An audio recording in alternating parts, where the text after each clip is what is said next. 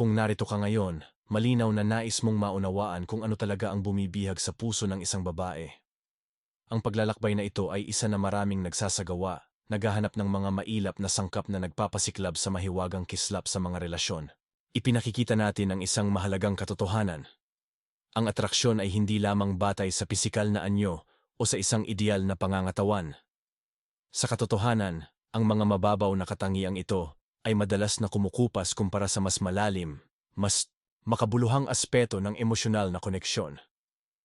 Ito ang maliliit, maasikaso, at emosyonal na nakakaantig na mga aksyon na karaniwang ginagawa ng mga lalaki, madalas nang hindi namamalayan, na nagbubunsod ng malalim na damdamin sa mga kababaihan. Ngayon, susuriin natin ang 11 bagay na ginagawa ng mga lalaki na nagtutulak sa mga babae na mahulog ng malalim sa pag-ibig hanggang sa punto na hindi na nila maisip ang kanilang buhay nang wala ang mga ito. Ang ilan sa mga pag-uugaling, ito ay napakaliit ngunit hindi kapani-paniwalang makapangyarihan na mayroon silang potensyal na bumuo ng mga ugnayan na tumatagal habang buhay. Kaya umupo ng komportable na may mainit na tasa ng kape, magpakasawa at manatili hanggang sa huli. Hindi mo gugustuhing palampasin ang alinman sa mga kaalamang ito. Ang kaalamang ibinabahagi dito ay maaaring siya lang ang kailangan mo upang mapahusay ang iyong mga pakikipag-ugnayan at palalimin ang iyong mga koneksyon. Ngayon, simulan na natin ang unang makapangyarihang aksyon na maaaring bumihag sa puso ng isang babae. Numero 1. Masigasig na pakikinig. Ang mga kababaihan ay hindi lang gustong marinig. Gusto nilang maramdaman na nauunawaan sila. Kapag ang isang lalaki ay masigasig na nakikinig ng hindi sumasabat o sumusubok ayusin ang lahat, pakiramdam niya ay pinahahalagahan at konektado siya. Ang ganitong uri ng pakikinig ay lumilikha ng isang ligtas na espasyo kung saan malaya niyang maipapahayag ang kanyang mga iniisip at damdamin. Halimbawa, kapag nagbabahagi siya ng isang alalahanin tungkol sa kanyang araw o isang pangarap na mayroon siya, mahalagang bigyan siya ng iyong buong atensyon. Sa halip na magbigay ng payo o solusyon, kilalanin lamang ang kanyang mga damdamin at ipaalam sa kanya na naroon ka para sa kanya. Tandaan ang maliliit na bagay. Ipakita sa kanya na mahalaga sa iyo ang kanyang mga salita at natutoo kang nagmamalasakit sa sinasabi niya. Ang isang lalaki na nakikinig ng may puso ay isang lalaki na hindi malilimutan ng isang babae. Ang aksyon na ito ay hindi lamang nagpapatibay ng inyong ugnayan, kundi naghihikayat din sa kanya na maging mas bukas sa iyo sa hinaharap, sa paglikha ng isang kapaligiran kung saan siya ay nakadarama ng kaligtasan upang ibahagi ang kanyang pinakamalalim na iniisip. Inihahanda mo ang pundasyon para sa isang mas malalim na emosyonal na koneksyon. Numero 2. Sabihin ang kanyang pangalan ng may pagmamahal. Ang pangalan ng isang babae ay nagiging mas matamis kapag binibigkas ng isang lalaki na hinahangaan niya. Ito man ay sa mapaglaro, mapagmahal, o kahit mapanukso na paraan, lumilikha ito ng espesyal na koneksyon. Ang paggamit ng kanyang pangalan sa isang mapagmalasakit na konteksto, tulad ng pagsasabi ng, "Alam mo Sarah, kahanga-hanga ka." Kapag narinig niya, ay maaaring magparamdam sa kanya na pinahahalagahan at iniingatan mo siya. Katulad nito, sa mga magagaan na sandali, kung sasabihin mo ang isang bagay tulad ng, "Please Angel, huwag kang magkunwaring inosente. Alam ko ang iyong mga tricks." Bumubuo ito ng pagkalapit at lumilikha ng mapaglarong ugnayan. Ang paggamit ng kanyang pangalan ay nagpapatunay sa inyong ugnayan na mas personal at emosyonal na may lakas. At maniwala ka, mapapansin niya ito. Ipinapakita nito na nakikita mo siya hindi lang bilang isa karaniwang tao, kundi bilang isang natatangi at espesyal. Bukod pa rito, ang pagtawag sa kanyang pangalan sa panahon ng mga pag-uusap ay maaaring magdulot ng damdamin ng init at pagkalapit na nagpapatibay sa koneksyon sa pagitan ninyo. Ang simpleng gawaing ito ay maaari ding magparamdam sa kanya na inuuna mo siya, na parang siya ang sentro ng iyong atensyon sa sandaling iyon. Numero 3. May kumpiyansa, hindi mayabang. Ang kumpiyansa ay nakakaakit. Ang isang lalaki na alam ang kanyang halaga, kumikilos ng may layunin at gumagalang sa iba. Ito ay natural na nakakaakit ng mga kababaihan. Ngunit narito ang susi, ang kumpiyansa ay hindi kayabangan. Gustong-gusto ng mga kababaihan ang isang lalaki na tiwala sa sarili, ngunit nananatiling mapagpakumbaba at mabait. Ang kumpiyansa ay maaaring ipakita sa maraming paraan, mula sa pagpapanatili ng eye contact sa panahon ng mga pag-uusap hanggang sa paglahok sa mga talakayan ng may katiyakan. Ito rin ay tungkol sa pagiging komportable sa iyong sarili at hindi pakiramdam na kailangan mong magyabang o maliitin ang iba upang itaas ang iyong sarili. Kaya tumayo ng may ipagmamalaki. Maniwala sa iyong sarili at hayaang ang iyong mga aksyon ang magsalita ng mas malakas kaysa sa mga salita. Bukod pa rito, ang isang lalaking may kumpiyansa ay madalas na nagbibigay inspirasyon sa iba at lumilikha ng positibong enerhiya na umaakit ng mga tao, kasama ang mga kababaihan. Ang aura ng pagiging tiwala sa sarili ay maaaring magparamdam sa kanya na mas ligtas sa iyong presensya at hikayatin siyang maging ang pinakamahusay na bersyon ng kanyang sarili. Numero 4. Pagdadala ng tawanan. Ang tawanan ay lumilikha ng agarang koneksyon. Ang isang lalaki na kayang magpatawa ng totoo sa isang babae, maging sa matalas na biro, nakakatawang kalokohan o isang kaakit-akit ng ngiti, ay nagpapalambot ng kanyang puso sa bawat pagkakataon. Ang pagpapatawa ay isang kamanghamanghang paraan upang masira ang frozen at bawasan ang tensyon sa isang relasyon. Hindi mo kailangang maging isang stand-up comedian. Maging magaan lamang ang loob at mapaglaro. Ang kakayahang magbahagi ng kasiyahan ay nagpapaantig sa kanya at hindi ka malilimutan. Ito ang mga kasiyasyang sandali ng tawanan na madalas na nananatili sa kanyang alaala. Kapag kaya mo siyang patawanin, hindi mo lang siya nililibang. Lumilikha ka rin ng isang ibinahaging karanasan na nagpapatibay ng inyong ugnayan. Bukod pa rito, ang tawanan ay maaaring magsilbing pampawala ng stress, nagpapahusay ng inyong parehong kalooban at ginagawang mas kasiyasiya ang inyong oras na magkasama. Sa paglinang ng isang magaan na kapaligiran, bumubuo ka ng isang relasyon na nakadarama ng madali at masaya, na hindi ka panipaniwalang kaakit-akit para sa kanya. Numero 5. Pagpapakita ng respeto. Ang respeto ay ang pundasyon ng anumang matibay na relasyon. Lubos na nahuhulog ang mga kababaihan sa mga lalaking gumagalang sa kanilang mga opinyon, pagpili, ambisyon, at emosyon. Gusto ng isang babae na maramdaman na mahalaga ang kanyang saloobin. Kapag totoo mong ginagalang siya, hindi lang sa mga salita kundi sa pamamagitan ng iyong mga aksyon, pahahalagahan kanya.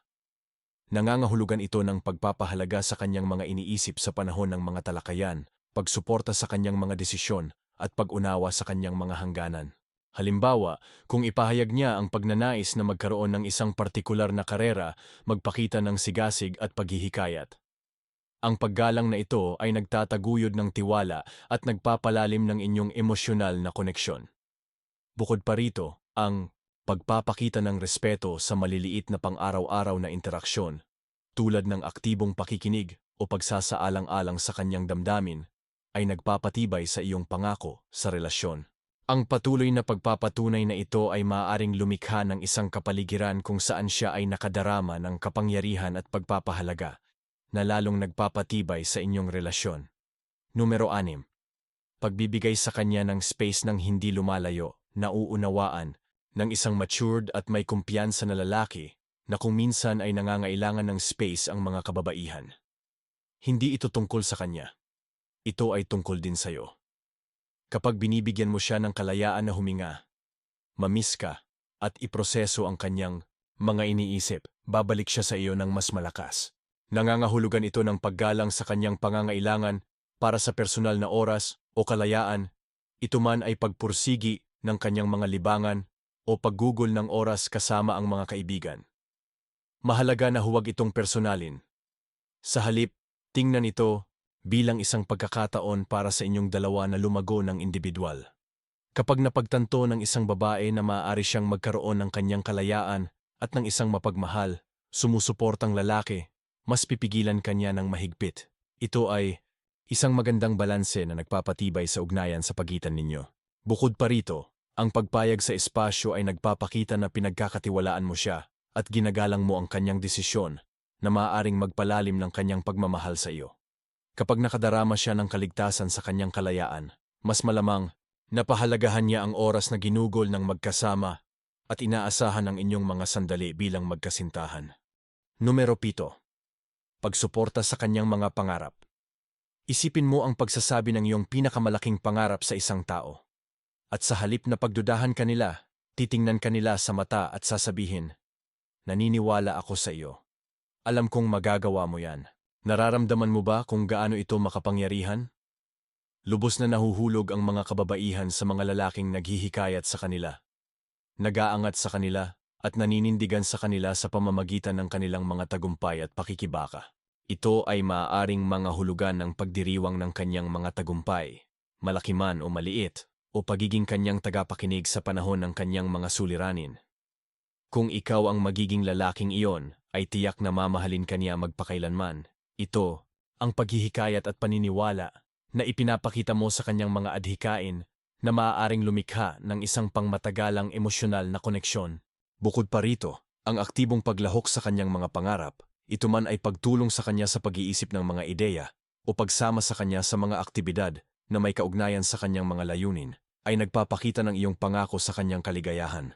Ang paglahok na ito ay hindi lamang nagpapatibay ng inyong relasyon, kundi nagpapatibay din sa ideya na ikaw ang kanyang pinakamalaking taga-suporta o number one fan, na hindi ka panipaniwalang kaakit-akit para sa kanya.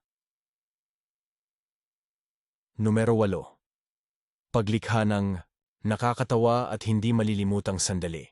Ang mga relasyon ay hindi lang dapat tungkol sa malalim na pag-uusap at seryosong usapan. Dapat din sa tawanan, kagalakan, at pakikipagsapalaran. Dalhin siya sa mga biglaang biyahe, sumayaw sa kusina, hamunin siya sa isang masayang laro, o sorpresahin siya ng isang bagay na hindi inaasahan. Ang mga karanasang ito ay hindi kailangang maging magarbo. Ang simple at pang-araw-araw na sandali ay maaring maging kasing di malilimutan na experience. Nahuhulog ang mga kababaihan sa mga lalaking nagdadala ng exciting sa kanilang buhay, na nagpaparamdam sa kanila na kulang sila pag wala ka. Ang mga masayang sandaling ito ay nagiging pinakamahalagang alaala na nagpapatibay ng inyong relasyon. Ang pagsasama ng spontaneous sa inyong relasyon ay maaaring magpanatiling buhay ang kislap at maiwasan itong maging karaniwan o predictable. Sa paglikha ng mga masayang karanasan ng magkasama, nililinang mo ang isang pakiramdam ng pakikipagsapalaran na nagpapapanatili sa inyong dalawa, na nakatuon at nasasabik na tuklasin ang buhay bilang isang magkapareha. Numero 9. Pag-aalaga sa sarili. Ang kumpiyansa ay nagsisimula sa loob. Ang isang lalaki na nagpapahalaga sa kanyang kalusugan, isip at kapakanan ay hindi kapanipaniwalang kaakit-akit sa mga babae. Hindi dahil sa kanyang itsura, kundi dahil ang pag-aalaga sa iyong sarili ay sumasalamin sa paggalang sa sarili. Nangangahulugan ito ng paglalaan ng oras sa iyong pisikal na kalusugan, pagpursigi sa iyong mga interes, at pag-aalaga sa iyong emosyonal na kapakanan. Kapag inuuna mo ang iyong paglago at kapakanan, magpapakita ito ng tiwala sa sarili at tiyak, mapapansin niya ito. Ang pag-aalaga sa iyong sarili ay hindi lang nakikinabang sa iyo, kundi nagpapahusay din ng inyong relasyon. Nagtatakda ito ng isang positibong halimbawa at maaaring magbigay inspirasyon sa kanya na unahin din ang kanyang sariling pag-aalaga sa sarili. Bukod pa rito, ang pagiging nasa iyong pinakamahusay na emosyonal at pisikal na kondisyon ay nagpapahintulot sa iyo na lubos na makilahok sa relasyon, na nag-aambag sa isang mas balanseng at kasiyasyang relasyon. Kapag inuuna ng parehong kasosyo ang kanilang kalusugan at kaligayahan, nagtataguyod ito ng isang pakiramdam ng pagtutulungan at paggalang sa isa't isa na nagpapatibay sa inyong ugnayan. Numero 10. Pagbubukas ng emosyonal. Ang mga kababaihan ay hindi mga manghuhula. Gusto nilang maunawaan kung ano ang nararamdaman mo, kung ano ang nagpapasaya sa iyo, at kung ano ang nagpapabahala sa iyo. Kapag ibinahagi mo ang iyong mga damdamin, takot, at pangarap sa kanya, pinapalalim nito ang inyong koneksyon. Ang kahinaan ay hindi kahinaan. Ito ang susi sa isang hindi masisirang emosyonal na ugnayan. Sa pagbubukas, inaanyayahan mo siya sa iyong mundo. Lumilikha ng isang espasyo ng tiwala at pagkalapit. Ito ay maaaring simple lamang tulad ng pagtalakay sa iyong damdamin tungkol sa isang pelikula o kasing lalim ng pagbabahagi ng iyong mga takot tungkol sa hinaharap. Kung mas nagbubukas ka, mas nakadarama siya ng kaligtasan upang ibahagi ang kanyang sariling mga kahinaan na lumilikha ng mas malalim at mas makabuluhang koneksyon. Bukod pa rito, ang emosyonal na pagiging bukas ay maaaring humantong sa mas malalim na pag-uusap na nagpapahintulot sa inyong dalawa na lumago ng magkasama at maunawaan ang isa't isa sa mas malalim na antas. Ang mutual na pagbabahagi na ito ay lumilikha ng isang matibay na pundasyon para sa inyong relasyon kung saan ang parehong partido ay nakadarama ng pagpapahalaga at pag-unawa. Numero 11. Pagmamahal sa kanila bilang siya. Sa huli, gusto ng mga kababaihan na mahalin, hindi para sa kanilang hitsura, pera o status, kundi bilang siya. Kapag totoo mong nakikita ang isang babae kung sino siya, nang hindi sinusubukang baguhin, siya, lumilikha ito ng pag-ibig na bihira at hindi malilimutan. Ang ganitong uri ng walang kondisyong pag-ibig ay nagtataguyod ng isang malalim na pakiramdam ng seguridad at pagiging kabilang na nagpaparamdam sa kanyang puso na ligtas sa iyo. Mahalagang pahalagahan ang kanyang mga kakaiba, interes at pagkakaiba. Sa pagtanggap sa kanya kung sino siya, lumilikha ka ng isang kapaligiran kung saan siya ay maaaring umunlad at maging tiwala sa kanyang sarili at sa inyong relasyon. Bukod parito, ang pagpapahayag ng pag-ibig na ito sa salita at sa pamamagitan ng mga aksyon ay nagpapatibay sa kanyang halaga at naghihikayat sa kanya na maging totoo. Ang tunay na pagtanggap na ito ay nagpapalusog ng isang matibay na emosyonal na koneksyon na kayang harapin ang mga hamon na nagpapatatag at nagpapatagal sa inyong pag-ibig. Sa huli, alin sa mga ito ang bumihag sa iyong puso? Gusto kong marinig mula sa iyo. Mag-comment ng kapayapaan sa ibaba. Kung nagustuhan mo ang video na ito at tandaan, karapat-dapat ka sa malalim, mapusok at pangmatagalang pag-ibig. Huwag kailanman tumira sa mas mababang ikaw. Ang paglalakbay sa pag-unawa at pagkonekta sa isang babae ay puno ng magagandang sandali. Yakapin ito ng buo. Salamat. Kung nagustuhan mo ang videong ito, huwag kalimutang mag-subscribe sa Pinoy Stoic. Salamat sa panonood.